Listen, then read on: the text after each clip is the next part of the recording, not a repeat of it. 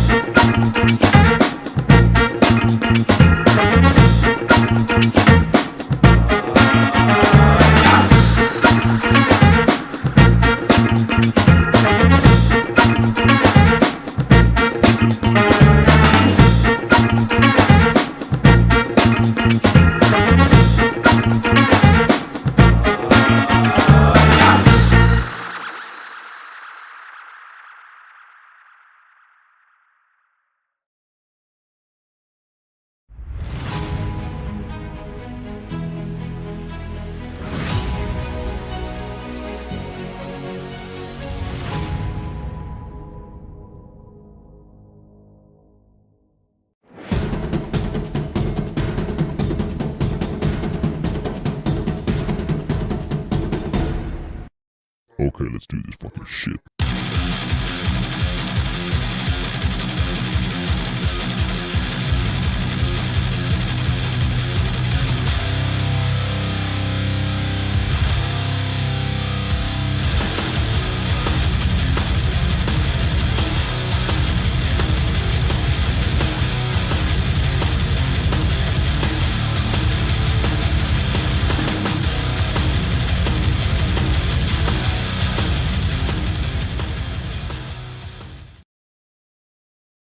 What's up, y'all? Welcome to another episode of Sitting Ringside.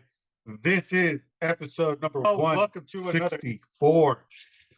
As always, I am Robert Villa, and with me, my boys, David Rodriguez, Mark Andrew Miller, and Rudy Laura. What's going on, guys? What's up?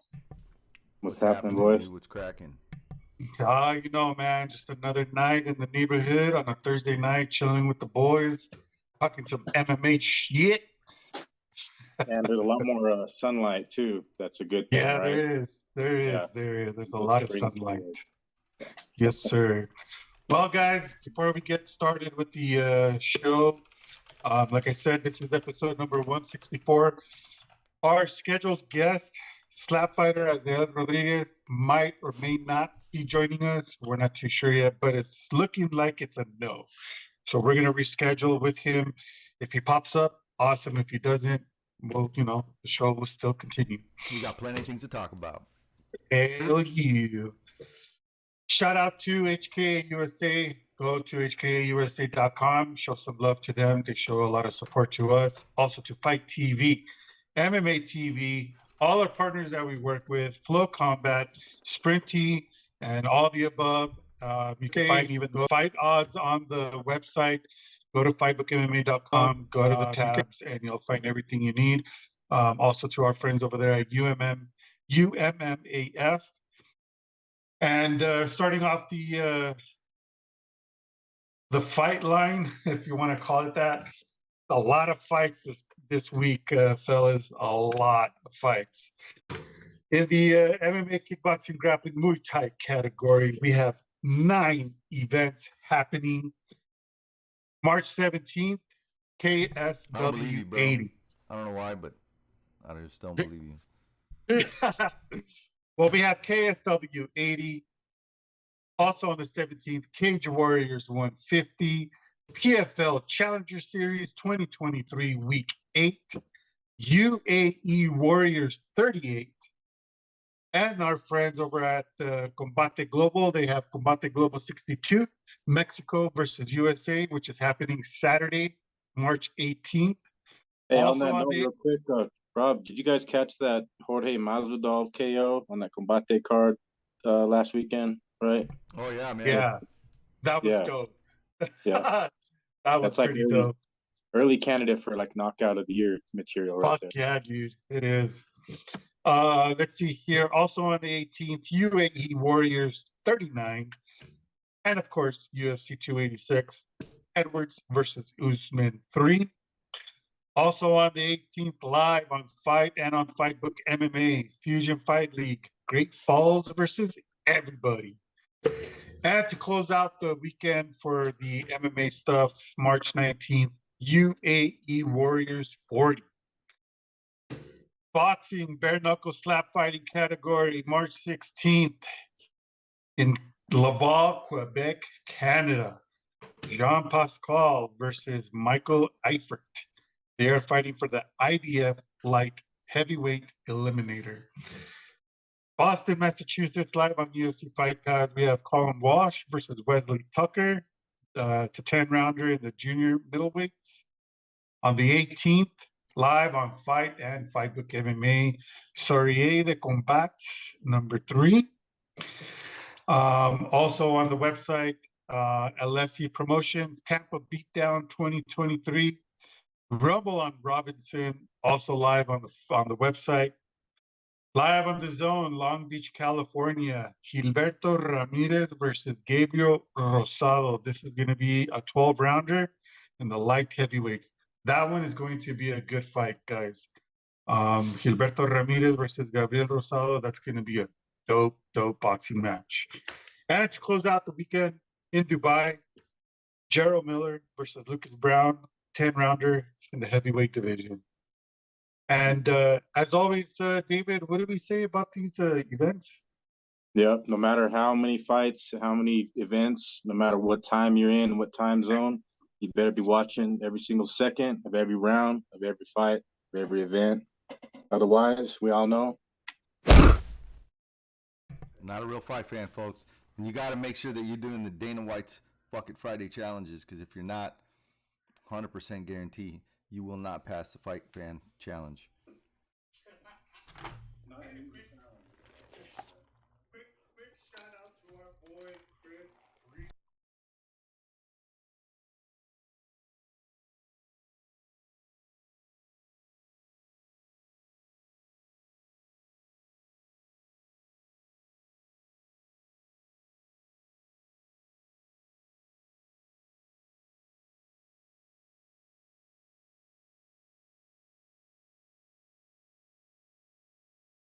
This is for his upcoming PFL fight tomorrow? No shit. Yeah, that's what I was going to say, man.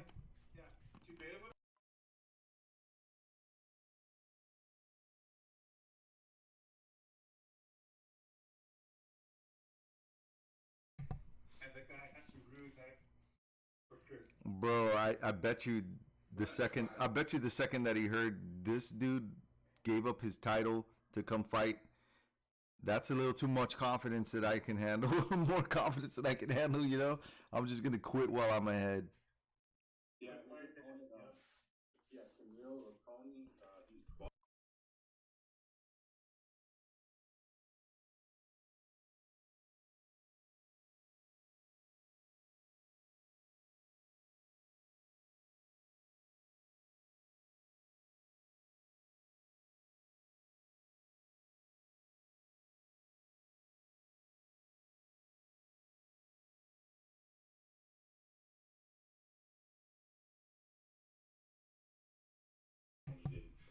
Everybody duck a breezy. Everybody be ducking the breezy. Everybody, bro. That's some bullshit. That sucks, bro. You know, because we know we've been with him every step of the way, and like, damn, dude, just to see how many times he's just had bad luck, you know, with these other guys, bro. doing that shit. It sucks. Even when we were there for the King of the Cage fight, there's a lot of people, a lot of change of opponents. When he fought for the belt and won it, nobody was. Bro, he needs to start putting like a stipulation in his contract that, hey, once you sign this contract, if you pull out, you owe me $1,000. Yeah, hopefully the PFL take care of Chris. Cause, You owe me $10,000. Shit. Yeah, right. No doubt. Percentage of the purse or something. Yeah, bro, just something, like, man, they need to make it. I don't know, man. They should make it. They should penalize a fighter more for doing shit like that. Make an extra fight though, like give him, a fight anyways. Or if you're not gonna penalize the other guy, pay the fighter. I mean, is Breezy still gonna get paid for that? I mean, fuck, dude, that sucks. He is because he made weight. Yeah. By the way, dude, that still just sucks, bro. It does suck. What do you call it? A contract stipulation in the future, the Chris Brown clause, where you know what I mean. The Breezy clause, bro. 18 hours previous to the weigh-ins, and you're still like you're fucked. You got your whole purse goes to. But it's unfortunate though that trend did continue. But hopefully we see Chris back in there in PFL and Bean, because he did, like you said, Rob dropped the LFA title. I'm fucking bummed, bro. I was stoked to see that this weekend, man. I was excited to see that fight, and bitch ass, bunch of bitch asses, man. It sucks, bro. It sucks ass, man. They heard old Breezy Claus was coming to town, and they decided to dip.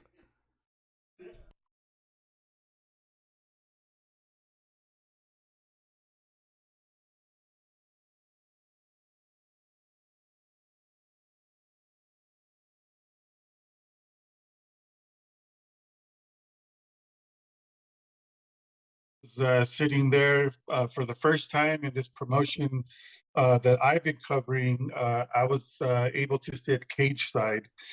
Usually they have us media out in the boonies, but this time, JJ took care of us. We had our own table, sat cage side. I presented all the medals, which was pretty cool. Yeah, so it was fun. It was a fun night, awesome night. So shout outs to him. Sold out venue. I think JJ is going to outgrow that venue, so he needs to find a bigger spot because it's just getting too packed. Yeah, But and if you don't know who, if people, everybody listen, if you don't know who JJ is, his name is John Judy, coach of Tim Means. His promotion is Fight World, and they put on a hell of a show, man. Like they keep getting better and better, and it's only right. El Jefe was in that cage, handing out the medals. So, yeah, it was nice. And the main owner of the Fight World MMA is Tom Vaughn. Of course, If y'all don't know, if y'all don't know who Tom Vaughn is, you're not a living real under a fight rock. fan. You are not a real fight fan. Because Tom Vaughn has been there since the beginning of time of MMA here in New Mexico. Very true. True statement. It's a very true statement. Very well-known coach, very well-known promoter, from King of the Cage to Fight World to being coach of freaking, Tim Means, Carlos Condit, Fit Ray NHB, Ray Borg, Diego. yeah, all the legends, man, have been taught by Tom Vaughn. And at that Tom Vaughn's Fight World 1, you had Tim Means, you had, I believe, Diego Sanchez, you had Dotson. Yeah, Adam Oki. Adam Oki. Adam Oki. It was at the Sunshine Theater. Yeah, so they've come a long ways, man. Yeah. And this promotion is it's looking pretty good, man. It's looking pretty good. But yeah, so quick shout outs to them, man. Can't wait to cover the next event. But also, Rob, you were a real fight fan, Rob, because I did see your post where you were watching the UFC Fight Night Vegas. All in the mix of taking care of business out there in Albuquerque for Fight World. So I guess we can get into the recap, right? Yeah. Because I mean, Oh man, like there's an unusual event. Like I think Jarrett was talking about it. The UFC hadn't gone to this specific venue since like the WEC days. We hadn't seen Wow. a big fight happen there. So, and we all know why it ended early. We'll get into what happened, the event that happened afterwards. But Peter Yan, Merab Dvalishvili, what did he attempt? Like 80 takedowns and scored like 10 of them, right? Or Yeah, it was That's a lot of crazy, takedown bro. attempts. That's a lot of takedown attempts. Like, holy shit. yeah. I mean, that's kind of like just weaponizing your cardio and just like anybody ever done that? Like that's a cheat code. Merab Dvalishvili is a cheat code. That was And spamming like online. He spammed the fucking takedowns online. That's what it and, was. and he's done it. Yeah, I mean the numbers that he's putting up, he's the lowest weight fighter to put those numbers up with attempted takedowns, strike, just the output.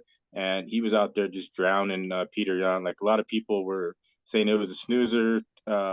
Israel Adesanya apparently fell asleep, but I don't know.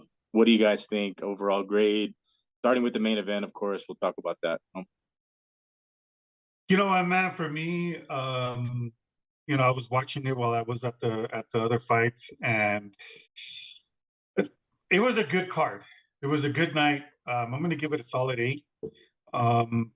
For people to be falling asleep and saying that it was a snoozer, especially for the main event, they suck.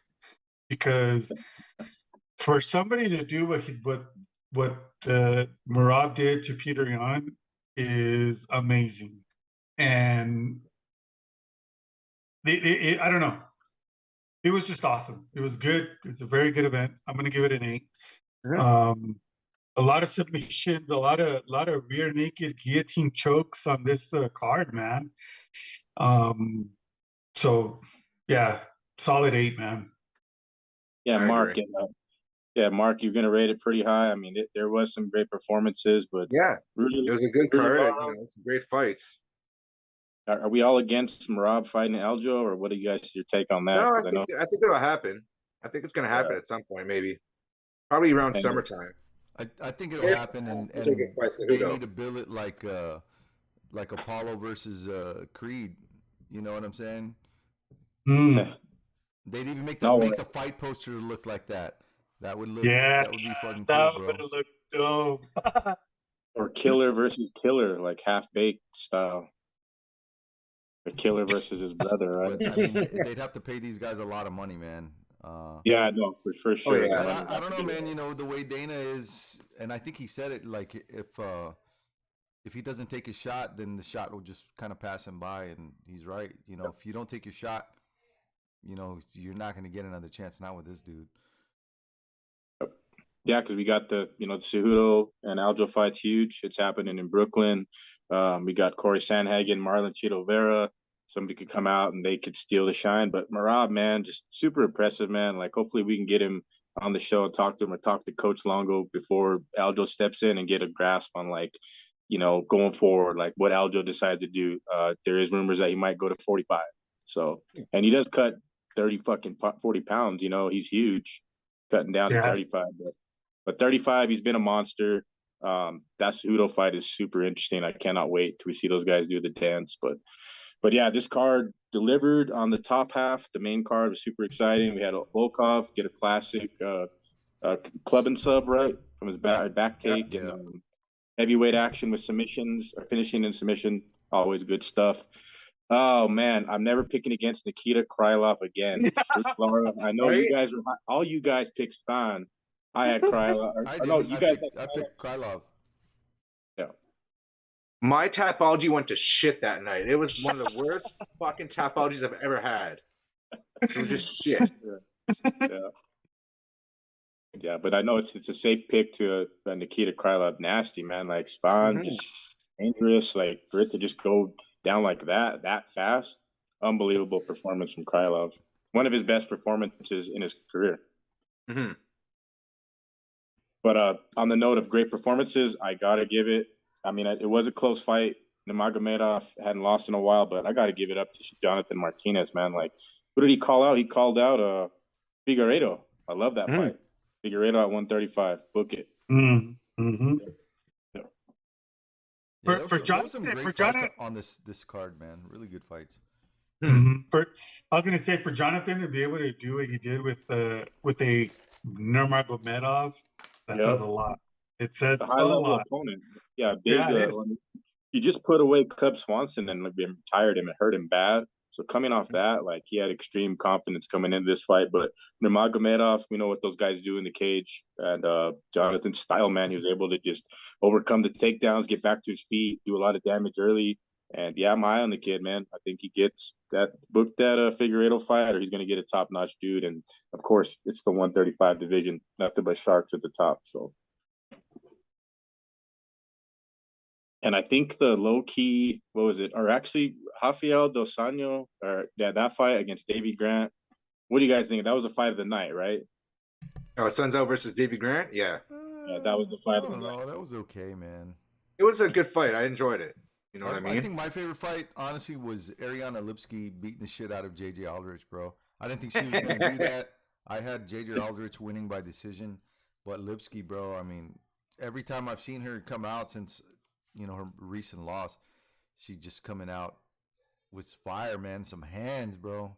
And she looks great. She looks great. So watching her beat somebody's asses, it's an added bonus. Yeah, bro. Sure. She was very impressive. And she was a pretty big underdog, plus 295 underdog for Ariane Lipski. That was a great fight, bro. That was a beatdown. Yeah, a lot of another guy who had a great fight was Bruno Silva. That was an awesome fight. And Josh Frem, dude, huge underdog on this fight, dude. Plus 180. Cedric Dumas making his UFC debut. He was as soon as I saw them at the weigh-ins, I was like, dude, there's no way this guy's gonna beat Frem. Frem's just gonna take him down and smother him, and that's what he fucking did. Yeah, that was a very what do you call it? Very one-sided fight, but like I don't understand the matchmaking there. I guess Dumas they had some high hope for him coming off the Contender Series, but Josh Frem's former LFA champion. Didn't he fight our boy? You know who beat him is your boy Joel Bauman. Remember that fight? Oh yeah, Joel Bauman, dude. And that was a war, but he's fought higher competition. This was a big step down. I fully expected Josh Frem to wipe the mat with Cedricus, but he may in fact come back strong. We'll see. He's still young. Victor Henry and Tony Gravely, our boy Tony Gravely. Wow. Man, Victor Henry. Man. That was a great fight. I think I felt Tony won that fight, man. I thought he won that fight too.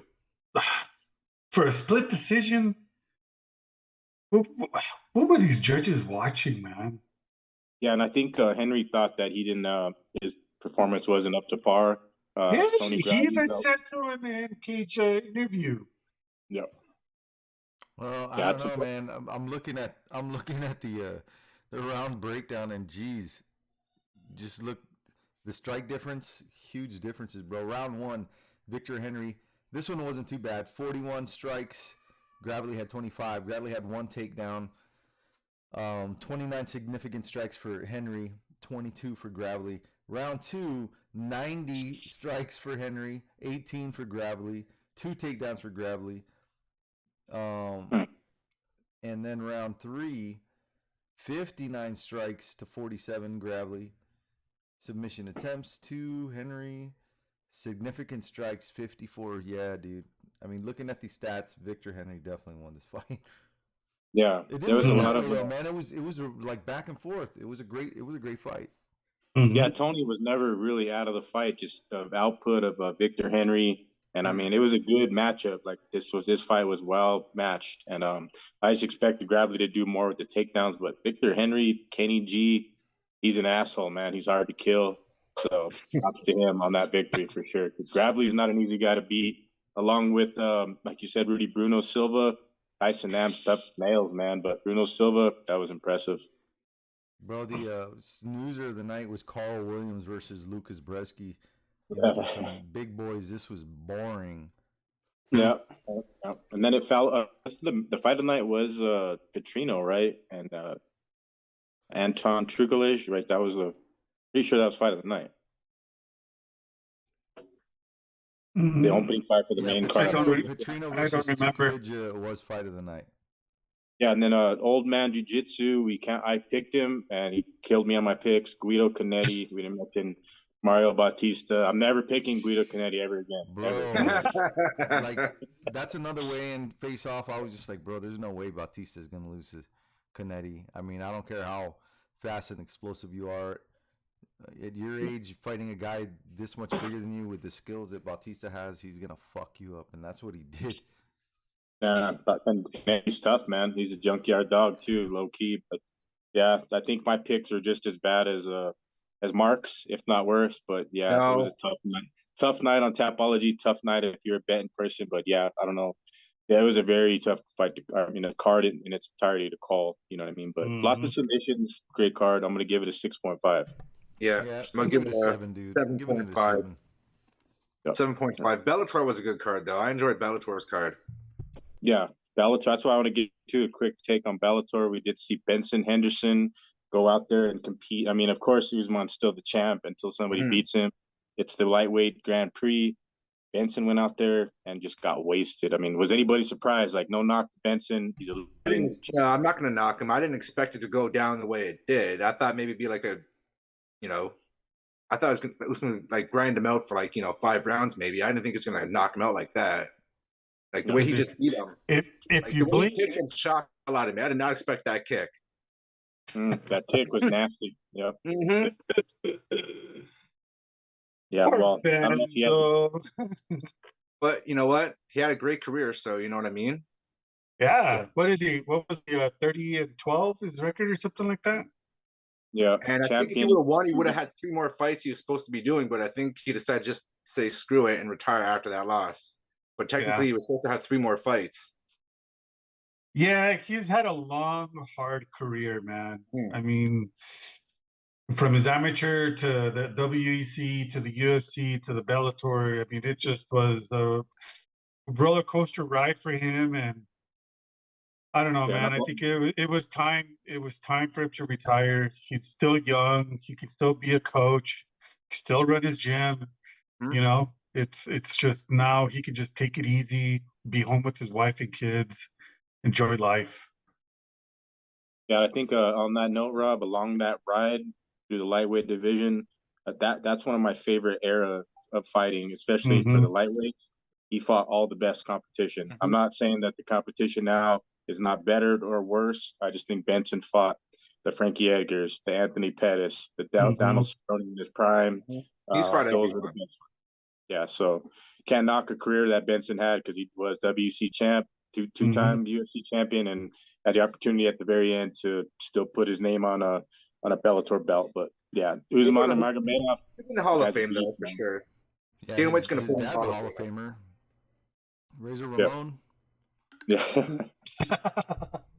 I think the Bellator's plan is just for Usman and AJ McKee to line up, right, for that. Oh, that's what's going to happen. if that happens, and you. Yep. Yeah, I love that matchup. Oh, yeah, McKee's going to finish it. Yeah, AJ just like McKee. He did the last one, he's going to finish it this time. He's going to. Well, speaking of finishing fights on that Bellator card, we talked about Linton Vassell last week. Holy shit! Nasty elbows, finishing. I mean, first round finish. That was nasty. He's because of that win, he is now ranked number 2 in the division.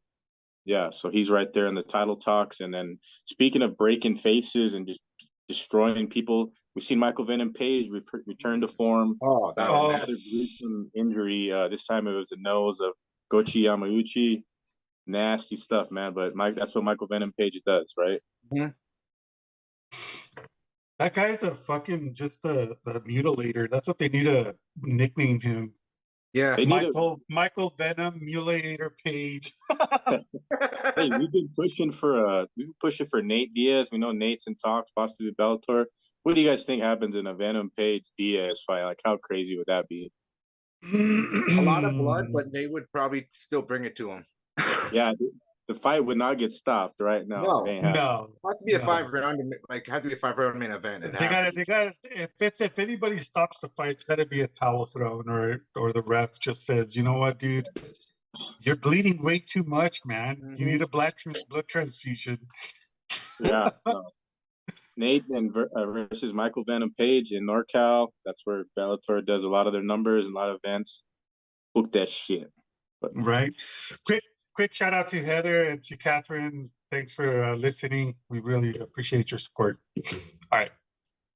Enrique Barzola, Eric Perez, they went to war. We mentioned that fight last week. Great matchup because it was the main event of the prelims, right? Because Venom Page kicked off the main card, nasty stuff. And we had our boy Josh Hill. Yes, he did. Close fight against Cass Bell. Cass Bell missed weight. Josh earned a little bit more in the paycheck, but close fight. Yeah, Josh Hill's still up there, still a guy you got to get there at 145 in Bellator, man. But if you didn't watch all of Bellator and every single second and the UFC and what happened after the UFC, Rudy, as we go to Rudy Lara's.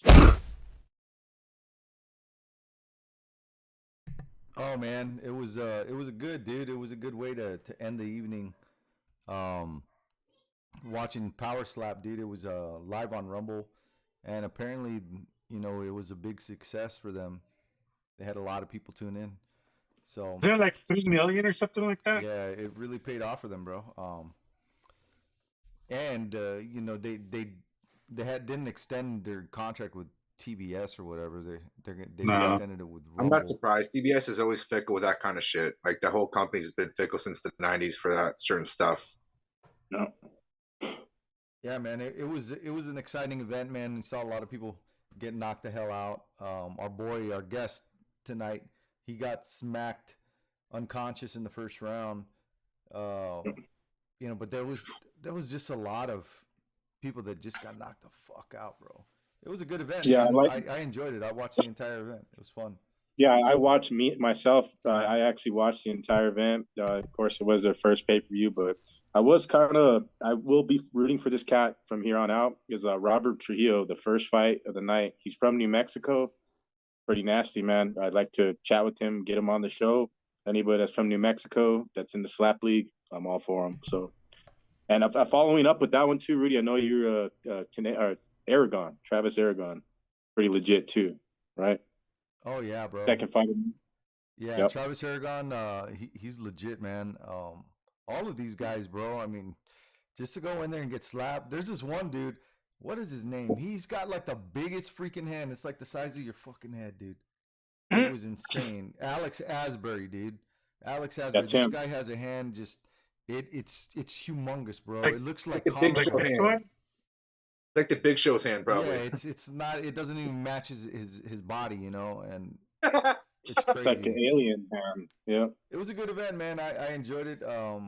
Start to finish. I watched the entire event, and I was impressed by the way they produced it. It looked really great, man. Really good. Yeah, they stole the Apex stuff from the UFC, so that goes to show you where Dana White wasn't at the fights, right? He was just at the Slap Series. So see, I'm gonna start caring as much as Dana White is, so I wouldn't be shocked if he's not in London. You know what I mean? But I did see Slap Jesus take a loss. Like I heard he was kind of the guy to beat, and he got smoked, right? I think in the second round, right, Rudy? Yeah, Frost won by a split decision, dude. It did go all the way. The okay, smaller dudes, they tend to go like 3 rounds, but these bigger dudes, man, they're fucking hitters, man. It was nothing but first round finishes. Christopher Thomas versus Jesus Diaz. Jesus Diaz just seems like a huge kid, bro. He's like that's kind of dorky and nerdy, man. And I don't know, man. He got his head knocked the fuck off. Like a grown man. It's like watching a guy with, you know, full grown man strength going against a kid. It's bro. First round just smacked him to unconscious, man. But it was fun, man. I enjoyed it. Great way to spend my evening after a UFC event. Yeah, no, it fell right into place as soon as the UFC was done. I watched a touch of Bellator and right into this, so I guess you can say I'm a Slap fan. Everything. I watched MMA up here in Canada. Watched a bit of that. Rudy's favorite fighter won the title, so. Well, we were hoping to have Isaiah on the show with the Slap Series inaugural welterweight title, but it's all right. He's gonna probably get the rematch, and we'll talk to him soon about that. But you gained yourself a new viewer right here, Dave Rodriguez, Slap fan. I'll give it a shot next season. Yeah, I'll even though give it a it's shot. I'll just sign Yeah, up for it and try out for it. I'll just try out for the damn thing. There yeah, you Mark, go. we got to get you in, Mark. We should Yeah. all try out, bro. We should. Like to slap Could the you shit out imagine of if- somebody. Me and David face each other, or me and Rudy. I don't want to face Mark because I'll destroy you, but I'm just I kidding. got like 100 pounds on you. Fuck off. No, we How much, do need how much do you weigh? Now I'm about 307. Oh, yeah, you weigh more than me. I've lost like almost 30 pounds. So You're still Kane weight though, so see, you'd crush us, well, you know. Yeah, you're kidding. well, I'd obviously drop weight to face you guys. I'd have to drop at least 200 pounds to face some of yous. But you because you know what, the worth noting too is a lot of people are wondering like where this thing is going, like with the slap series, like if it's just going to be these original 18. Definitely not. We talked about it last week that they're going to go to Fight Island, and Dana White touched on it in the post conference where they're going to try to reach out to all these Russian guys, like the ones that have been in the slap league for a lot of years, and make it a bigger thing and bigger and bigger. So Rudy Lara, it's definitely going to get a whole lot bigger than what it is right now, right? Yeah, Haters let going to them hate. juice up He into talked it. about that, and they're going to be going to Abu Dhabi, man, Fight Island. Yep. Wow. So Mark, Amazing. get you on a plane to Fight Island, Mark, soon. Gotta go to the tryouts, bro. Yep. That'd be good shit. Start practicing on the heavy bag. There you go. Get that bend and technique to. Yep. Just get one of those dummies that Mm. they have to use in the back. How they're showing warming up. You got to get one of those. Yeah. But yeah, I guess before we get to UFC 286, do you guys want to hit my segment just Yes, a little let's bit? let's get on to the outside. Outside the Cage News. Always interesting, maybe more interesting than what happens in the cage. It's outside the cage news. And we are going to start with the notorious, but thought I was going to say Conor McGregor, Chael Sonnen calling out LeBron James. What about that call out? That's hilarious. I think Chael Sonnen has nothing else better to do but to call out everybody and their grandma about using peds. Oh man. Yeah. Did you guys hear him on Ariel's show? What was it, like 2 weeks ago? He was so pumped up. I don't know if it was the prime. Yeah, he was drinking prime, and I don't know if the prime got a hold of him a little bit, but he was going completely off. He was talking shit to Ariel and telling him he's hidden in a little basement in New York, and he's like, "This is where they put you now," and just going off like completely. But yeah, calling LeBron James out, claiming they have the same dealer for PEDs. Now that's incredible. That's great. Oh my god. Like, if Chael deserves to be on this show, like, how we need to get him on. Like, We do need to get him on the show. We need to try to reach out to Chael and say, bro, you gotta jump on our show. Yeah. You Like, would if you- fit right in. We need Chael Oh, he's Sonnen on this show. It'd be perfect. like, we might have to extend the show by like an hour just because Chael would go off like per Oh, topic. yeah. At Oh, least yeah. an additional 15 minutes per topic. So, but anything for Chael, we'll do it. Chael, you're welcome anytime. We'll reach out to him soon. But on with the outside the cage news. We're going to keep it on the topic of steroids. Alistair Overeem is suspended for a year, flagged for banned substances once again. I can't say I'm surprised, but He shit, seems man, surprised, I'm though. He seems shocked. It was His for whole man his seems shocked. recent glory event against Badr Hari. Yeah. Yep. But he What a seems dumbass, shocked. His whole bro. team seems shocked about it. He doesn't is. seem shocked. He knows. Well, that's what you get when you're horsing around, you know? Ba-dum, psh. That's a good one. It is. But it just kind of throws. I was hoping for the KSW heavyweight fight, at the arena in Poland soon for that big event. So that's definitely not happening, but maybe in a year At the or so. Coliseum.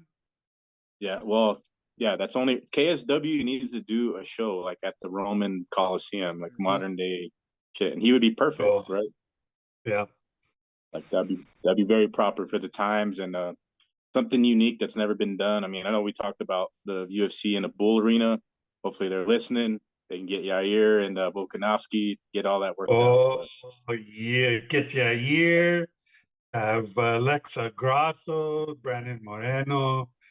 Oh, Hey, that'd be dope. speaking of Mexican champions, do not forget Triple Cringe might be holding the gold in like 2 months. Hey, So, you know what? You're right. yep, so true. it could Okay. get more. Yeah. It could get more He's cringy a than tall we ever task, though. thought. Yeah. But outside the cage news continues. Some very outside the cage news, which we need to talk to Luke about this. Our boy Luke Welling, he's boots on the ground with Fight Circus, and we heard about Rampage and Bob Sapp. I know Mark wanted to talk about this, so I didn't. I'm surprised that it's even happening. Like, did you see the picture of them, the video of them, like Oh inside of a my double shirt? God. man, That video of them training. Yeah, in the shirt. Yes, that is the most ridiculous thing I've ever seen in my life. And Like, what the damn, fuck happened? Rampage looks like fucking. He looks like he ate Rampage. Oh my God. what a time to be a combat sports fan. You know? Oh yeah, what a time. Oh, God. But definitely What? Luke Welling. Everybody I don't know loves if Fat you- Rampage. Yeah, we'll get to the bottom of that, all that, what happened with Mr. Luke Welling. So shout out to our boy down in Thailand. Yep. But speaking of, oh man, I don't know which topic we need to get to next, but apparently, Another circus fight is what's going to be happening. I know which one you're talking about. well, Mark, I've heard rumors, and I know it's in fact the truth because I've seen the fight poster, so it has to be true. KSI and the great Floyd Mayweather against who? Who the hell are they fighting? I don't know Pac-Man who and these guys- Salt Poppy. Pacquiao and Salt Poppy. Salt Poppy's gonna posted knock that. out I KSI. published when I was writing that article, I was just nodding my head like, what in the fuck am I writing? Why am I writing this article? And then I figured, well, a lot of people's gonna want to know if this is true or not. Obviously it's true. And what's the venue? Yeah, what was the venue for this show? no Rob? venue yet, nothing. Oh, okay. They just Let's just They hope just this come for- venue's at the bottom of the ocean. they just, they just confirmed that it is happening, and we're finally going to see Pacquiao versus Mayweather, but it's going to be in a tag team match. Like what? What Tag type of team fight night boxing? zone- Yeah. Tag team boxing, bro. Look! What kind of wormhole Twilight Zone shit have we ventured into in 2023? Like, please tell me. The year of the shit shows, that's what. Hey, Pacquiao, we called it. Pacquiao's going to be tagging in Salt Poppy to go against Mayweather because he's getting tired of getting tagged on the forehead. And then Mayweather's not going to want to fight this Poppy guy because it's, Salt Poppy. So they'd rather have KSI versus this fool and see a circus fight. And then Mayweather and Pacquiao are out there, doing this WWE shit. I wouldn't be surprised if Mayweather would have the chair from under the ring and throws it in there. Yeah, no, I can't wait till the script gets leaked for this matchup. Oh, you know? that's gonna be great. Yeah. Salt Poppy's gonna knock out KSI though. He can actually box. I'll give him that. I've seen him fight a few times on that DAZN X Series crap. He can actually box pretty decently. Oh man, like this is where we're at, guys, and everybody listening. Expect the unexpected. Anything is possible. Dreams come true. Salt Poppy's gonna win. He said dreams come true. What the hell? But no, Oh speaking my of real, okay, that is happening. That's not a joke. Anybody that's in the know knows that that's no bullshit. But it is pretty random. But we do have a real fight it has a lot of real money behind it, and it's kind of unbelievable because Darren Till just got released by the UFC. He was throwing it out there that he's down to box, and apparently he's gonna box fucking Logan Paul for a truckload of money. Good for Darren Till. Good for Darren Till to go out there and make a lot of money. And he's probably going to make more money on this fight than he ever did in all his purses that he's made in the UFC. Yeah, easily, very easy. I think, in fact, Logan Paul is worth more than Conor McGregor. You guys know that? Yeah, because of that Prime shit. Yeah, so Logan Paul will bury Conor in $5 bills, in case you didn't know. But He's got that WWE money now too, so you know what I mean. Mhm. All kinds of money. yeah, so Darren Till, in fact, is going to get that. What do you call a Paul fight now? Right at this point, it's just the Paul brother ticket, the red panty night, what they used to call It's the just a Conor money fight. pit.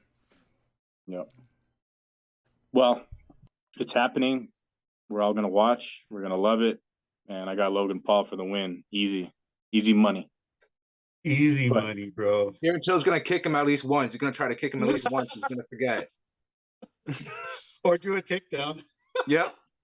Well, on the top, we mentioned Conor McGregor. We got him. We mentioned him on the show a lot, but he's been popping up everywhere. He was in Vegas yesterday, throwing bottles of proper 12 apple around and hollering. He's everywhere. Conor is everywhere nowadays. And apparently, he cut a check for $1 million to the 9/11 fund or so. He was on like a news outlet. Yeah, And I think- tunnels for troops or tunnels for, I don't know, Yeah. something like that. It was Yep. some charitable organization. But Conor's dropping millions. He's everywhere. We don't know if he's actually going to fight. We just know he's coaching the Ultimate Fighter, right? He says he wants to like, have 100 more fights. yeah. Well, and he was on Ariel's show yesterday too. I didn't catch the whole thing, but I'm pretty sure that he went deep in on just about every topic from Ngannou to everybody, going in on everyone. But yeah, Conor's doing things. He's making his appearances, and hopefully we see him fight. I mean, the Ultimate Fighter is one thing, but him and Chandler, that's a fight that everybody wants to see, right? Yeah. But didn't the UFC post a statement on Conor McGregor that he's not even in the testing pool? Yeah. Nope. He hasn't in there yet. They're actually trying to get him. USADA Right. has been trying to test him. Right. And He's avoiding them. Conor, So it's and like, Connor's of course he's avoiding him because he's not even in the testing pool. So of course he's avoiding him. I mean, look at him. He looks fucking jacked. he looks like a 185, 205 right now. He looks huge. Yeah, it's because of the role that he's playing on this movie, and now that you Oh my know, god, it's- that movie. There's a picture of a Conor where he looks like Nate Diaz. I'll have to share with you guys. Like, it's unreal. Like, but it's a real picture. It has not been altered at all. And he like somehow turned into Nate Diaz in a picture. Oh man, yeah, but it's Lord. out of hand. But when things go crazy, you know, you throw Conor in the mix. John Jones sitting on top as the heavyweight GOAT. It's only going to get more crazy. We can't. The UFC cannot be stopped. So and we're only in the third month of the year. Jesus Yeah. fucking Christ! and worth noting too, fellas. 3 years ago, it is the anniversary of like everything getting locked down and COVID Mhm. times and all that. Like, just that's another like I don't know period in history where like everything, even combat sports, you know, everything that people knew as the norm, definitely became not normal. Like your daily life, like it's unbelievable that shit happened, and it's already been 3 But you- years. It's what But you know what didn't stop? Was sitting ringside. We That was had a still show here. every Yeah. single Thursday night during the lockdown. We still had stuff to talk about. yeah, shit. Rudy even did the show with COVID. Right? That's true. Yeah, but I think to close out the topic of I outside the did a cage Who You news, Got with COVID, bro. I don't remember which one, but the entire event, man, it was something else. just think 3 years ago, everybody was raiding the great toilet paper raid. Oh my god. My Fucking my idiots. my third bedroom was up to the gills with toilet paper. Like, never forget. You know what I mean? I think, yeah, there's a lot of things that happened at that period of time. How But good much point, though, Rob. Toilet paper do you need to wipe your ass, bro? Hey, Lots. there was a shortage, so I had to make sure I had some toilet paper. Yep. Yeah. Every day Well, I would go to Costco. You were one of those people that every day. I was there. That was one of those people. Yes. Just go to Well- HEB. I mean, go to Burger King, bro, and steal the big old rolls from the bathroom. I used to do that in college, man. I'd take a backpack and just shove those big old rolls. And people come to our apartment like, "Hey, dude, why do you have such a big ass roll of toilet paper?" It's like I'm No, putting my unfortunately- over. That period of time, though, unfortunately, boys, I'm gonna have like Vietnam flashbacks one of these days because I was like boots on the ground in these stores, seeing the people with the masks, with the full-on bio suit, with their fucking with the rubber gloves, tape, everything and anything. Yeah. People with scuba gear going into the damn stores. I think I've seen it all, and I kind of regret not recording some of the shit that I've seen because it's pretty unbelievable. Like, for you to replay it now and just go back and just wonder, like, what in the world was going on like 3 years ago, guys. So, but to close out the outside the cage news topic, we always talk about him on the show. His name is Mr. Saul Canelo Alvarez. He's fighting Cinco de Mayo's action. May, of course, not a May in any given year if Canelo ain't fighting. So he's got the fight booked in May. And what day does Cinco de Mayo fall on this year, Rob? Do you know? I think it's on a Friday, so they're fighting on the 6th of May. So it's a 6th against Ryder. Okay, cool. Uh-huh. Yeah, because Canelo, everybody's talking shit that he's just taking a fight, just whoever. But I mean, he's fighting who's fighting, and it's a big payday for both, right? Like, I mean, You remember we that got video Floyd of him Mayweather. just saying, "Get the fuck out of here! Get the fuck out of here right now!" He's telling that to some reporter. He got all pissed off. Yeah, he did. Yeah. I showed that video. I don't know where it went.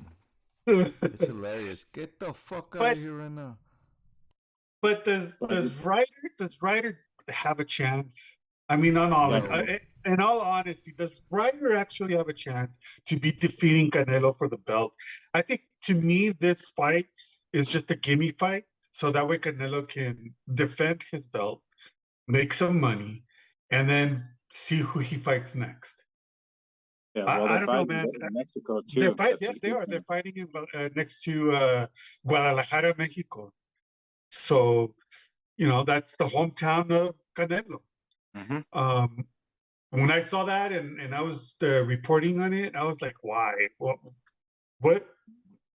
How did Ryder even get this chance to fight Canelo for the belt? But you know what?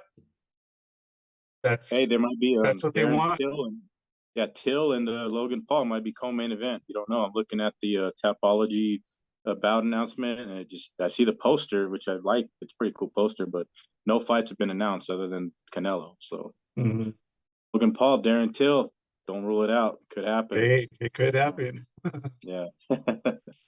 Yeah. Too bad Nick Diaz wasn't tied up in a contract with the UFC, right? They could do like Canelo and Pacquiao, like against the Diaz brothers, or like some crazy shit, right? Like, why not? Like, why? Like, I mean, they already have this fucking tag team boxing. Might as well. yeah. NBA, MMA, or what? No, basketball, MMA, Diaz brothers Basketball, MMA. against Ngannou and Mighty Mouse. Do it. It's called Basket Brawl. Basketball. That's what it's called. Oh my god, I've still yet to see it. I'm curious, so I gotta watch it. It's funny, dude. Somebody broke the backboard on the last one that I saw, and all glass everywhere, and they were still fighting and playing basketball. Yeah, that sounds. Yeah, no, I don't know. Hopefully, I have the time next time it's on. Russians are weird. So, They are weird. Come to Mother Russia. We play basketball in the cage. well, from Russia to London, England, the UFC is returning. Leon Edwards has got the fight in his backyard this time around. It's the Trilogy UFC 286 live from the O2. And Trilogies, man, I don't know, at the welterweight level, we've seen how they gone. Usman's what? He's already had the Trilogy with Colby, right? Or did Yeah. he just beat him? We just beat I him. forget. We just Twice. beat that ass. Yeah, I mean, this is a big time bout. I mean, it's very high stakes. The card is not, I don't know, it's not the greatest card on paper. We'll go through we have time, we'll get through the card. But starting with this goddamn fight poster, Jesus, man, like, wow, like, This poster gives me headaches, bro. It's, I mean, why? Why? All this like scratching on the side looks like some kid was like scribbling on the poster, and the poster guy was like, no, no, no, no, no, don't scratch it. You know what? That actually looks good. Let's throw in a fake money background and let's make them turn somewhat purple. yeah, the creative minds of the UFC poster makers nailed it with this one, right? I mean, Yeah, Yeah. I mean, if the idea was to look like shit, they fucking nailed it. It's Yes. horrible, bro. Yes. yeah, like for this high stakes of a fight, like Leon Edwards coming back to England, bringing the belt back and defending there, like, come on now. Like, I mean, I don't know. We got 15 MMA bouts. The prelims are on ESPN, so you don't have to have that ESPN Plus subscription, which has been the trend lately. If you want to be a real fight fan, have that ESPN Plus. Better be ready to go and fork out that 79 or how much is this pay per view? They're $80 now, right? $80, dude.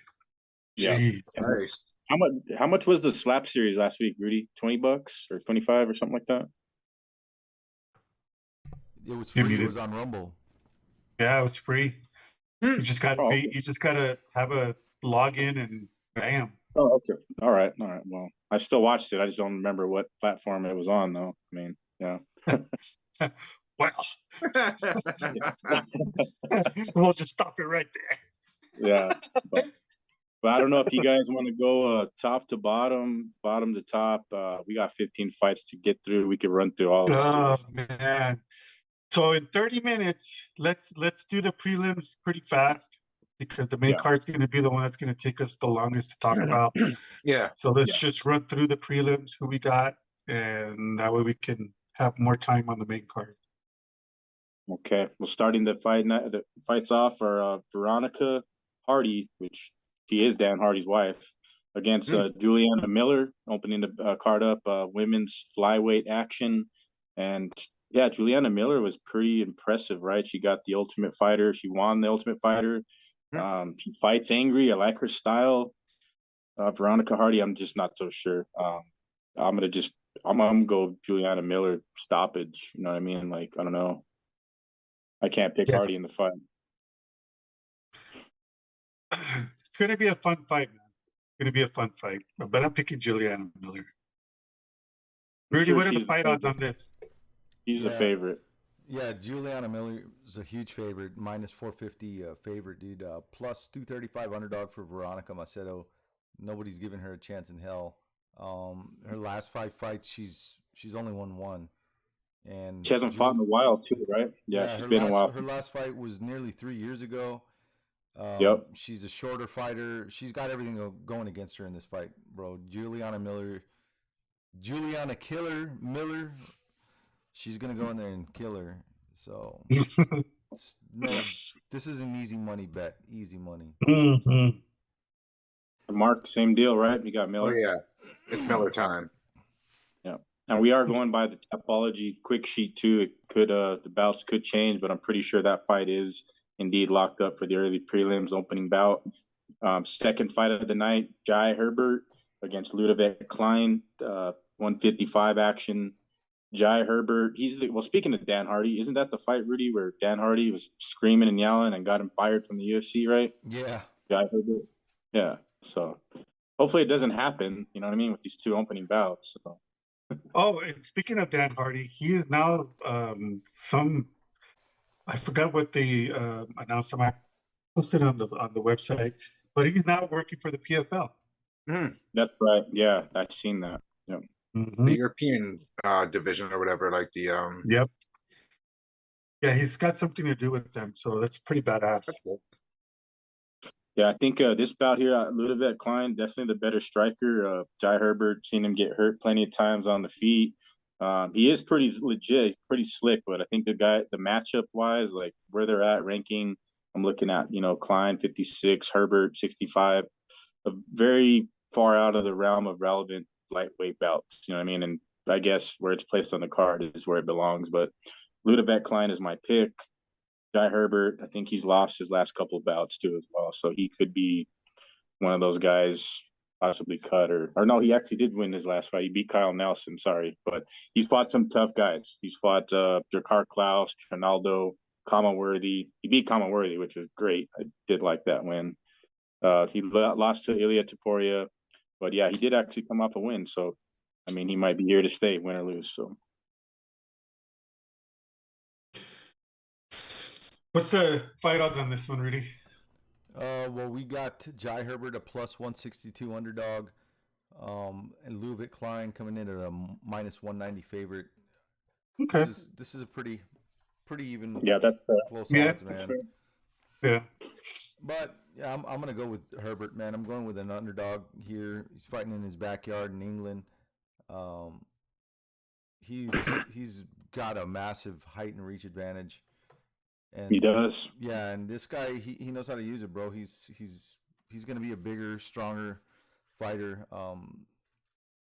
I don't like this matchup for Klein at all, man. It's not a good fight. But if he wins, you know, it's gonna be a good stepping stone for him. But I don't know, man. I don't like these odds against Jai Herbert in his backyard, so I'm going with this underdog. I'm gonna go with a TKO in the second round. How about you, Mark? Klein. Yeah, see, I'm surprised too because now I'm looking at Klein's previous opponents. Like he has fought some killers. He got losses to Mike Trizano, Nate Landwehr. He beat Devontae Smith. Devontae Smith's usually super sharp on his feet. So Jai Herbert's a guy that's pretty slick too. So like I said, the way this fight was matched up style wise, it very well could deliver early. I don't know if they'll get that fight of the night bonus though with a lot of the fights ahead of them on this card. So True that. Yeah. But moving on to the next bout, it's women's flyweight Joanne Calderwood against Juliana Carolina, and I got I Wood. have to.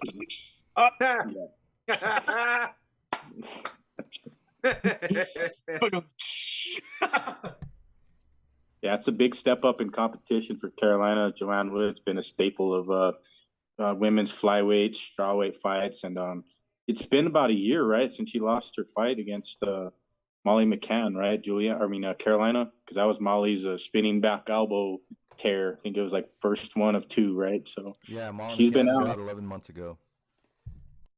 Been out about a year. Joanne, her style, like as the fight goes longer, it favors her. She's likes to get in the wars, man. So if I see this fight go past two, Joanne Woods is going to be tough to beat on the scorecard. So I'm going to pick Joanne Calderwood because, yeah, she's not going to, even though she lost two in a row, she lost to Talia Santos and Alexa Grasso, who is the current champion. So I doubt that she is, in fact, one of those people that we always mention on the cutting board. But I will pick Joanne Calderwood by third round finish. Bro, if Luana is able to defeat Joanne Wood, I think it's going to be the chopping block for Wood. Yeah. Well, it's her voice, though, too. In the end, like she wins, Dana White, they got to love her, you know? They're like, you can't get rid of Dr. Quinn, medicine woman. Don't do it. Yeah, You can't get rid of the maid from Frasier.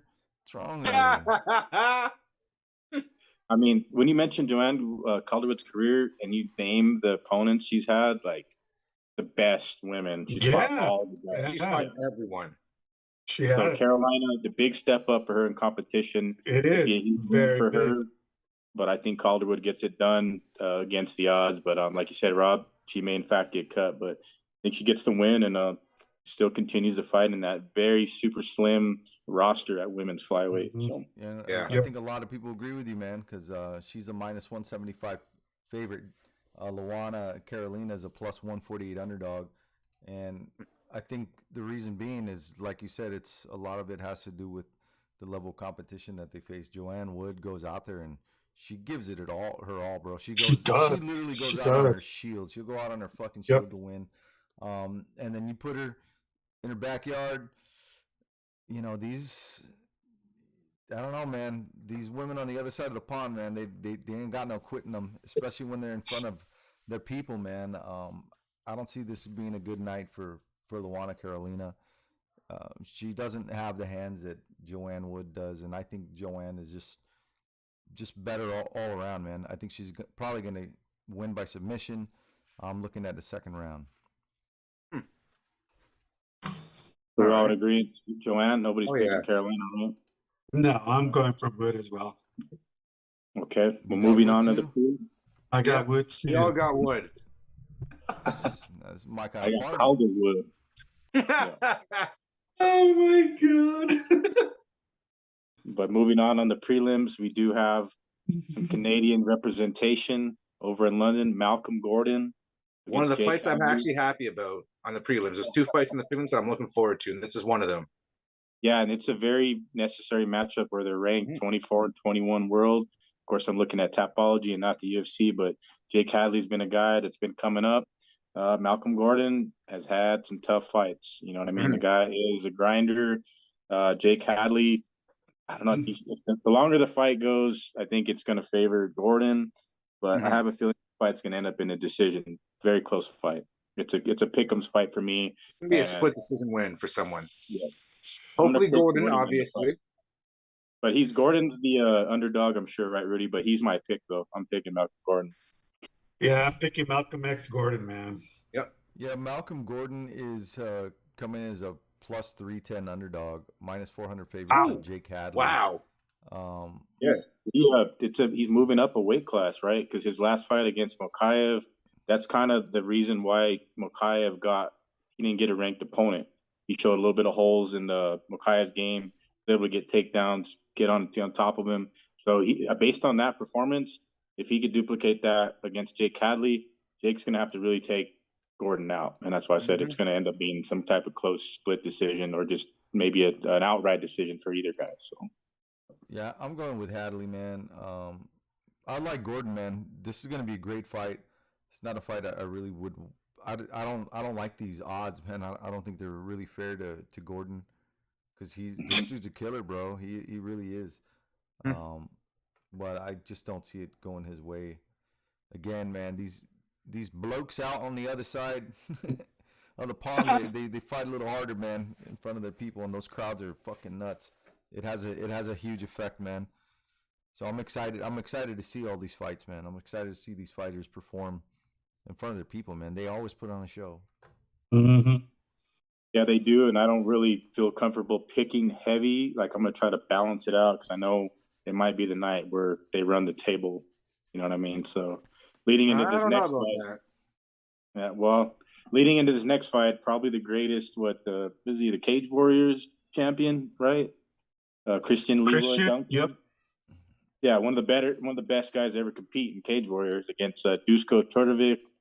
He's like a guy they just throw out there for prospects, and if you can get through this guy, then you belong in the UFC. That's what this matchup is. And Christian Leroy Duncan, I think he does show out. I'm picking him in the fight. Hell yeah, bro. Duncan, I think he's finished mostly all his fights. Yeah, all finishes. All finishes, right? Yeah. No, he's had a decision win. Decision win? Okay. And the way he fights too, he's got spinning back elbows, he's got he's got head kick knockouts, he's got the whole package. So if he fights like he has previously, and you're gonna have a huge support too, man, for this guy. This is his coming out party. Dusko, unfortunately, he's the guy. You know how the UFC does it. Man, Dusko just doesn't know how to take his head off the center line. He just stand there and leaves his head out, and he'll get fucking. You know, the good thing is he has a big fucking head, and I think that's why he does it, because he's like a guy with a head that big. You gotta come at him with a fucking sledgehammer to knock him out. You know what I'm saying? And yeah, he's got a big like RoboCop fucking head. Yeah, bro. I remember when he fought RoboCop, I was like, which one's RoboCop? Because this guy looks like actual RoboCop with a helmet. His fucking head is huge, man. But yeah, man, Duncan he's a killer, bro. You got to have some head movement fighting a guy like this. He's going to fuck him up. I don't think this is going to be a good night for Todorovic. He's going to lose this fight. Minus 210 favorite for Duncan. Todorovic's a plus 170 underdog. Yeah, very proper. I was just going to say that's very necessary, even on a debut. odds makers or people that are betting the fight on whichever circumstance. It's just Leroy Duncan's been ultra impressive, one of the best Cage Warriors guys that's ever been out there. I think Emmett and our boys over the pond definitely agree with that. So First round KO. First round. yeah. Wow, these prelims keep on rolling. Very legit matchup right here. I thought Lerone Murphy would get a bigger, high-level opponent, but Lerone Murphy's facing Gabriel Santos. Gabe's undefeated, and I don't know. I think Lerone Murphy was supposed to fight Nate Landwehr or something like that. I don't know if it was this card. I was excited for that matchup, but I think the styles of both these guys, Santos and Murphy, it's close, man. It's a very close fight. I don't know what the odds are, Rudy, but starting with you, man. Who do you got on this one, brother? The odds on this fight, Lerone Murphy's a minus 176 favorite. Gabriel Santos plus 148 underdog. Gabriel Santos, bro, dude is undefeated, man. Coming out of LFA, 10 wins. Lerone Murphy, I mean, pretty much the same thing. 11 wins. I think one no contest. No contest. Yeah, this is not a fight I would want to put money on. Who Yeah. knows? I mean, if I'm gonna have to give somebody an edge, I'm gonna give an edge to Murphy. Just he's been in the UFC fighting, better fighters, and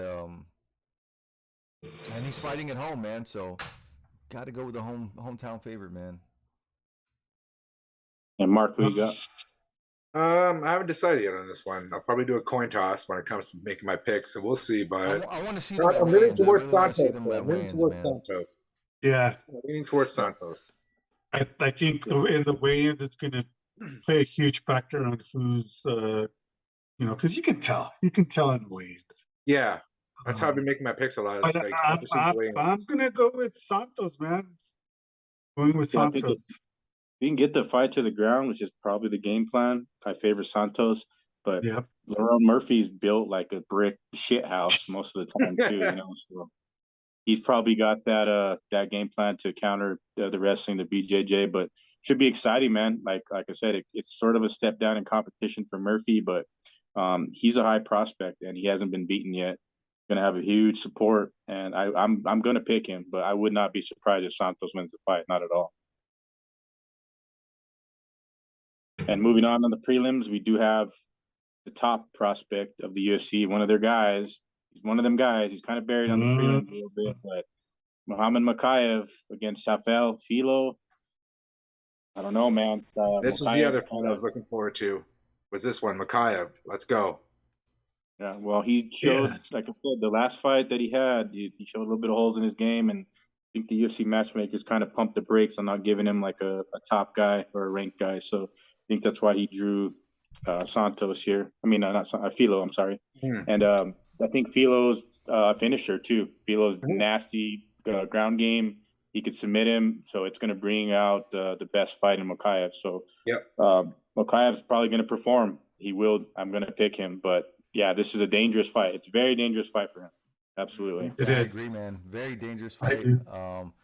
The odds don't really see it that way. They have Makayev minus 800. Actually, it's a minus 850 favorite, plus 550 underdog for Rafael Filo. Giving Filo a chance to tell, but I don't know. This would be a good underdog to just kind of throw in a parlay. Because you never know, man. Fighting at home, it can make you or break you, man. It can bring out the best in you or put so much pressure. But he's fought there before. Makayev has fought there before, but it's just, I don't know, man. This is gonna be a little different, like you said, bro. He got tested the last time, and I don't think they don't want to make any chances or make mistakes. But sometimes overlooking somebody like Filo is a big fucking mistake. So this is gonna be a fun fight to watch, man. I'm picking Makayev. I think he'll win this fight. It's probably gonna go to decision. I don't think if anyone's gonna get a finish, it's gonna be Filo. Yep. Yeah. He's a finisher, and that's why danger zone. If you get to the ground, I'd like to see this fight go all the way through it. Makayev's gonna need these type of fights in his career. So if he overcomes this challenge, his goal is to be the youngest UFC champion. Well, he's got to be impressive on Saturday night. And going forward, may in fact get those top ranked guys. So I think they pumped the brakes a little bit, like I said, on the Mokaev. He will in fact probably be the champion, later down the road at 125. That division, he's a contender in a year's time or so. He'll be right there. But this next fight, though, prelims, of course, still men's lightweight action. Sam Patterson against Yanal Ashmaz. This is like what, Rudy, the sleeper fight that nobody knows anything about, right? Either of these guys. Yeah, this fight. I mean, I'm excited about it at all, man. Yeah, bro. This is like one of those what the fuck fights. Why would you? Yeah. put It's a this fight on filler. there? It's a filler fight. It's a filler Sandwich fight. No. It'll be like the bloodbath of the century. Yeah. fight. I know, right? Yeah, I mean, I don't know, man. That fight has what? Sam Patterson minus 275 favorite, plus 220 underdog for Yanel Ashmaz. Yanel is 6-0, fought in PFL. Yeah, that's right. He is from PFL. He fought in PFL, man. Homeboy Patterson fought in Brave and came off a win in Contender Series 4 months ago. So Both making their debuts. So yeah, on a big card. debuts, man.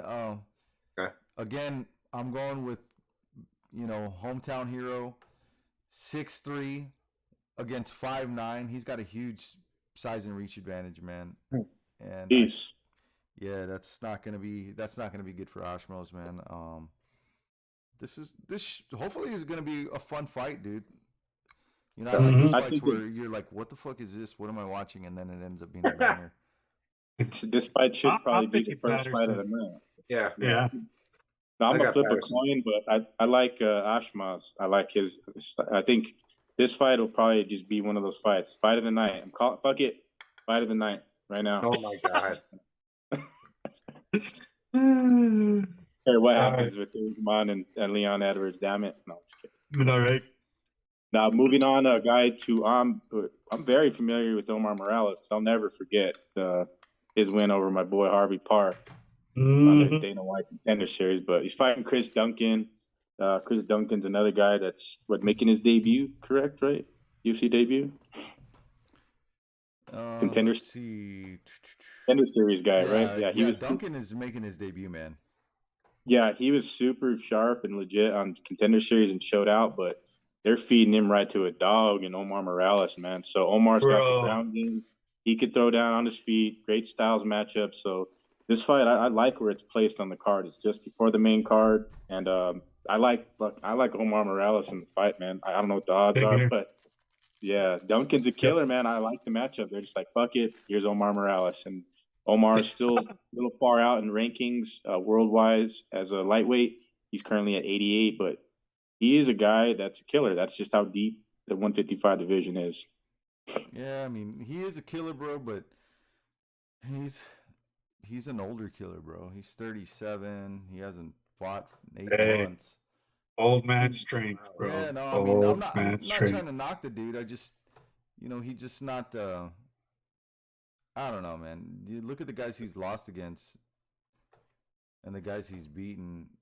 Just it's the fight that ruins everybody's parlay right here. It could be, man. But I'm not sleeping on Duncan, man. This is a very close fight. The betting odds are Chris Duncan. He's a minus 115 favorite. No, underdog. 105 favorite for Omar Morales. Omar Morales, submission, second round. All right, next. Next fight is the final fight of the prelims. Jack Shore, he's a stud. He's fighting Mr. Finland, right? Is that his nickname? Makwan Amir Khani, a guy that, I don't know, I thought he had been cut from the UFC. I thought that was cut. Yeah. He just disappeared. Yeah, he just took some time off, I think. I think he hasn't fought in about 2 years. In a boat? In a boat? He About, hasn't fought in a boat? in about 2 years. Oh, in about. boat. He fought in a boat. And Jack Shore, he can't. I mean, he has fought some pretty legit competition in the UFC. He's been around for about 2 or 3 years. Hasn't taken a loss. He's a pretty high prospect for the UFC. He just took that loss to Ricky Simone, where I believe he was like winning the fight, right? I mean, it was like, you know what I mean? It was a legit match. Ricky Simone's an absolute killer. I think he's fighting next month sometime. But Jack Shore, man, bounces back. It's a big win. I don't trust Akman Amirkhani, or I don't ever pick him at all. At all. So real quick in the comments, our boy from the other side of the pond, Mr. Scott McKinnon, he says that Duncan been up and down on different local promotions and Bellator, then contender to UFC, crazy right?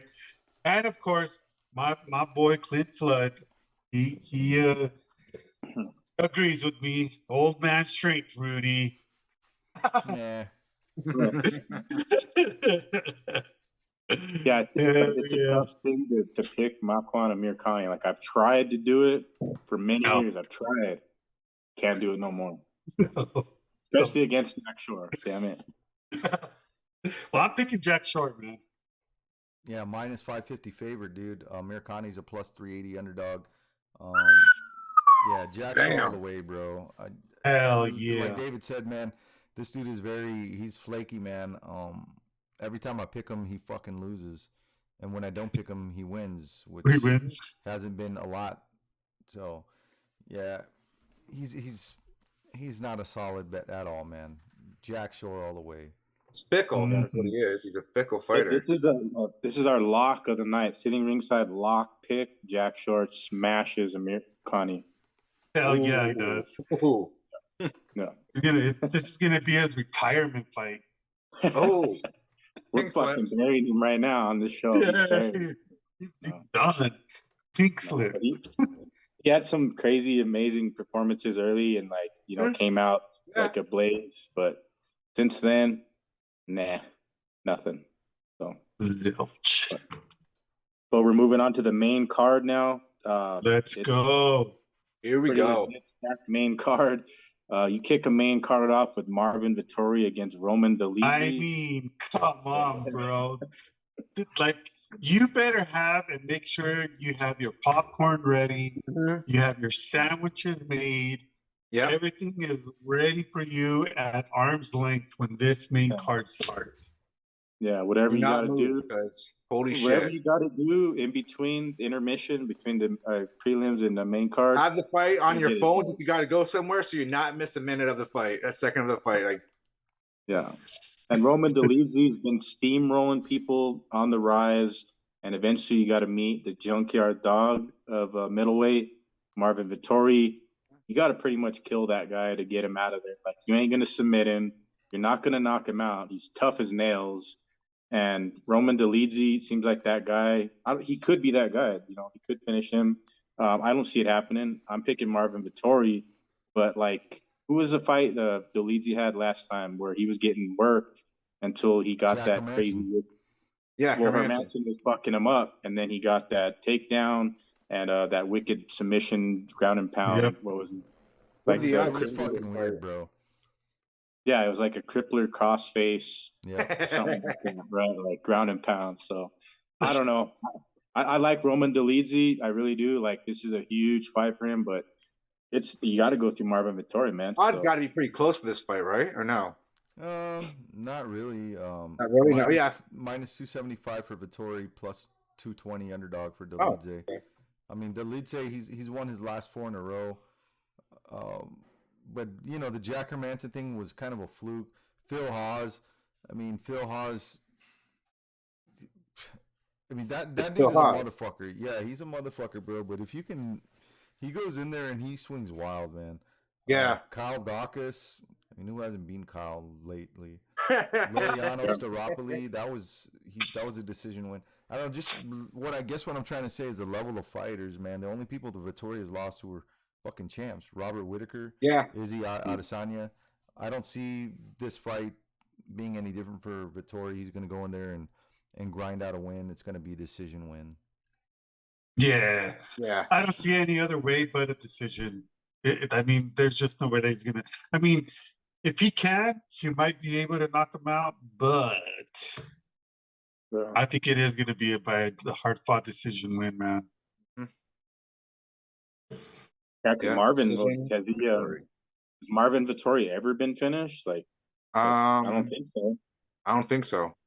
Yeah, no. I mean, that's why I said, like, if Dolidze is going to really come up and take that spot, this is pretty much like the Junkyard Dog crossroads. You know what I mean? You got to get through Vittori. So, like I said, you got to pretty much take him out, and nobody's been able to do it. If Roman does it, unbelievable. But I see a Yeah. decision win written on the walls for Marvin Vittori. So, Yeah, if Izzy couldn't do it, this guy's not gonna fucking do it. yeah, no. Hey, we got Sean Strickland lurking in the shadows looking at this fight, too. So.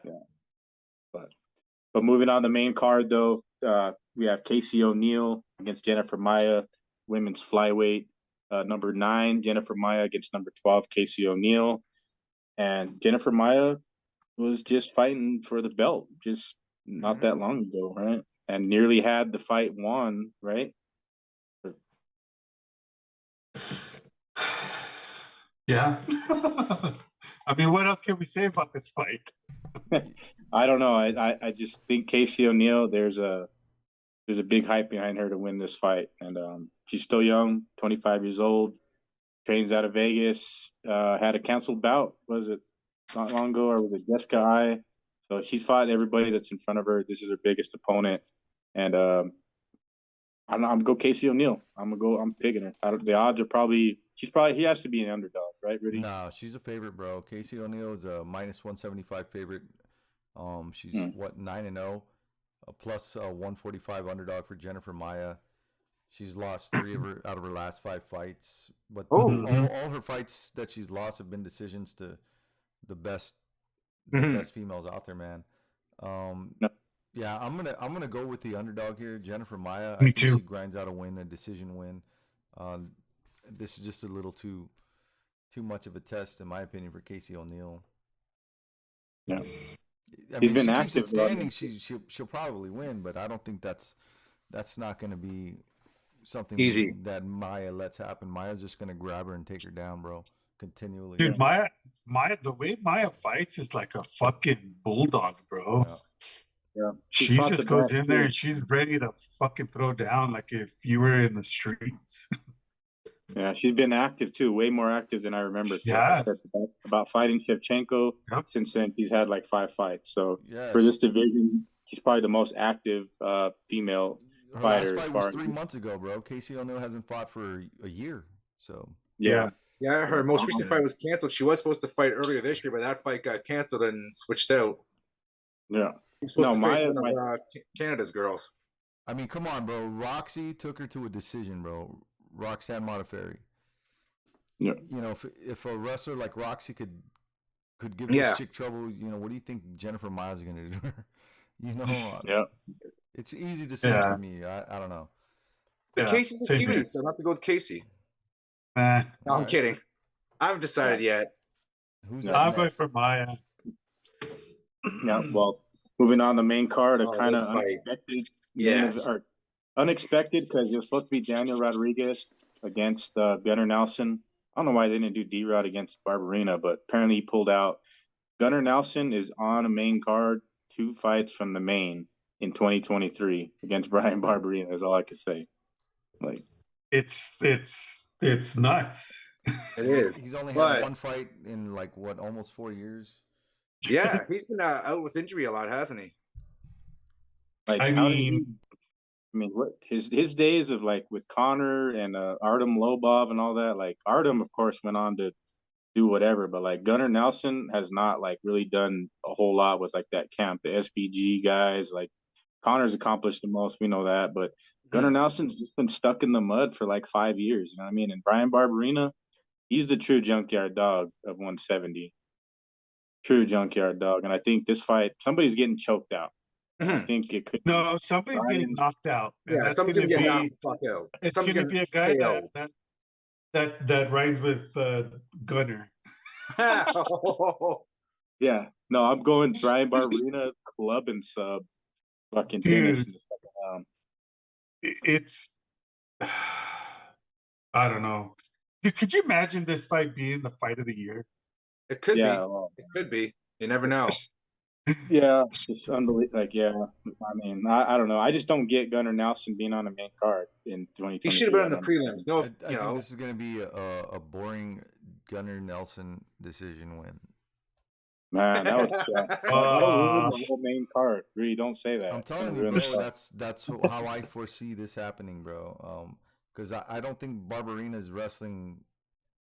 It's not on the level of Gunnar Nelson, and Gunnar Nelson's just gonna out wrestle him, and it's gonna be kind of boring. Nah. I mean, if he keeps it standing, Bam Bam's gonna do what Bam Bam does, but I don't know, man. I don't see it. Well, if Barberina comes to the weigh-ins and like those overalls and shit and all that, I'm calling a solid win. Or painted face. I mean, all out. You know. Yeah.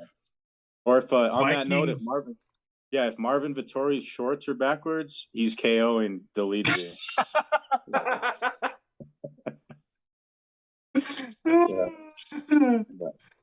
But co-main event of the night. Here we go. Shit. Here comes the highlight violence, Gaethje boys. against Rafael Fiziev. This fight was like supposed to not happen, then it's happening. Now we're here. They had to make the trip overseas. And a lot of people are just saying Justin Gaethje's going to mop the floor with Fiziev, but I don't know. Like, I can't agree to that. This fight is one of those fights that you don't want to get out of your seat, couch, floor, wherever you're watching this fight. Because when Justin Gaethje fights, it's a bloodbath. When Rafael Fiziev fights, it's a bloodbath. It's nothing but just action, straight up brawl. We might not even see this. We might not even see this fight on the ground. It might just be a fucking straight up, stand and Turn bang this round type of sound up, fight. and you're going to hear a lot of friggin' hits. Yep. Yeah, this is gonna be a stand and bang, rock'em sock'em robot type. Hell, yes, man. Let's see who gets caught, and basically how it's going to go. Because someone's going night in this fight. Yeah, Fiziev gets caught. It's not going to a decision. Yeah, because Justin, I mean, he's taking the time off necessary because, I mean, the damage that he takes, the fights that he's in, they're constant car crashes. I just Fiziev is so fast, man, and Justin Gaethje, been a while since we've seen him in there, but I think his time off will favor him in the fight. And Fiziev, this is his time to where he overcomes that mountain to become like the next contender at 55 because he's right there, you know what I mean? And Justin Gaethje's in the way, and that's a guy that, I mean, you know you're going to be in a fight. You better be ready to go to the hospital when you're fighting Justin Gaethje. So I will pick Justin Gaethje. So he'll catch him. Both guys will be hurt. Justin Gaethje catches him in the second round. This fight, no way in hell sees the judges. No way. Not a chance in hell. Yeah, I'm kind of torn on this one, man. I don't know who to pick. Fiziev is what, minus 240 favorite, plus 190 underdog for Gaethje. Yeah, bro, just Fiziev is just accurate, fast. He's shorter, so he's gonna be a smaller guy, man. He's got a longer reach advantage, but he's like 3 inches shorter than Gaethje, so Gaethje might be a little bigger than this dude. So he's gonna be bigger but slower. I don't know, man. I like Fiziev since he came on the scene, and this dude's a motherfucker, bro. But I've never seen him really get his chin tested the way Gaethje's about to test him. Mm-hmm. Yeah, good He's point. about to test the shit out of that chin. You know, the closest guy was Bobby Green. That was a badass fight. I remember that was a decision win.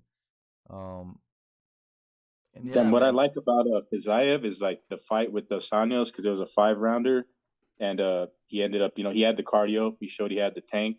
When you fight Justin Gaethje, we've seen him, somewhat tired, but Gaethje's got that gas too, man. He lets it all go, pedal to the metal first and second. So that's why I think Fiziev's going to have to get past the second in order to win the fight. But I'd be very shocked if this fight sees a third round, if not a decision. You know what I mean?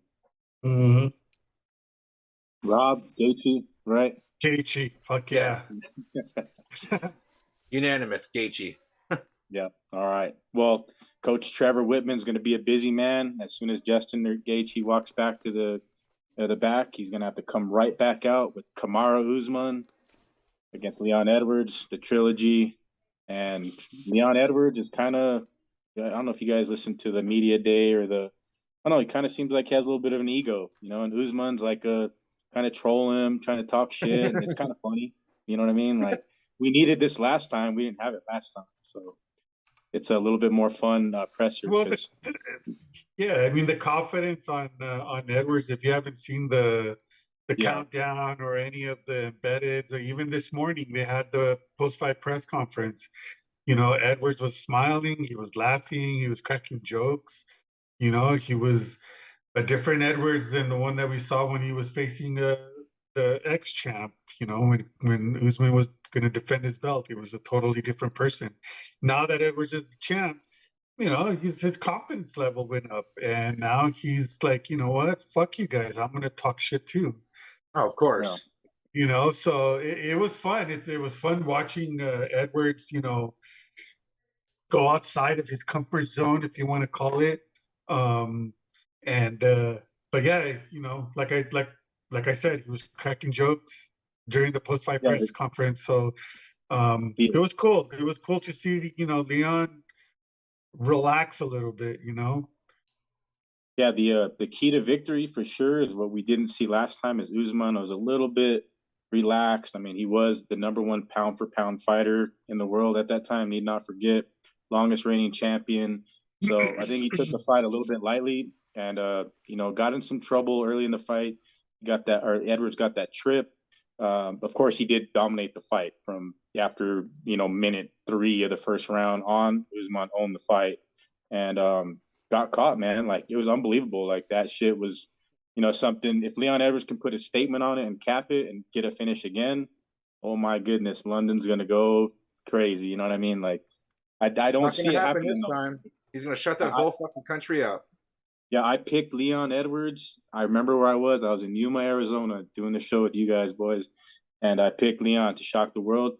I'm gonna pick Kamaru Usman to reclaim the throne.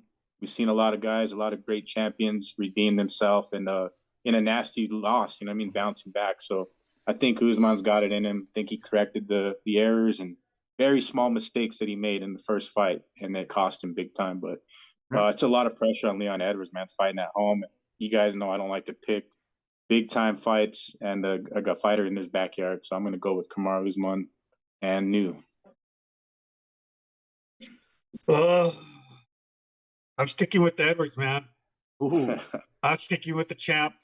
Okay. I think he's gonna reclaim the belt. I don't know. And then he might win it by submission because he almost got What? that submission. He almost got it the last time around. I don't know, man. I Rudy. Yeah. I don't know what. going- I'm not saying what round, but I'm just saying Leon Edwards is gonna win. I don't see this going any good way for Edwards, man. He got lucky the last time. As much as people don't like to hear that, he got lucky. I mean, it was beautiful. dipping. It was a beautiful kick, and it was a beautiful moment, man. I ain't trying to take nothing away from him, but y'all know that was fucking pure luck. He was dipping That- his fucking head when he got caught. Let's be real. And Usman, like Dave alluded to earlier, he wasn't there, man. He was kind of checked out. Took it real lightly, and I don't think he's doing that this time around. He's coming in focus. He's going to come back and take his belt back. And it's probably going to be good old fashioned boring Usman. When he first hit the scene, The and fucking everybody foot was stomp. just boring. Yeah, bro. He was just boring. But stops King. That's right. He's gonna play. No, he would play it safe, and there's nothing wrong with that. But when you're the champ, nobody wants to see that shit. But he's gonna do that this time. He's gonna play it safe and win his belt back. It's either that or he's gonna be very aggressive and look for a sub, and he might get a submission win early, maybe second round. But I don't know, man. I think it's gonna be decision win.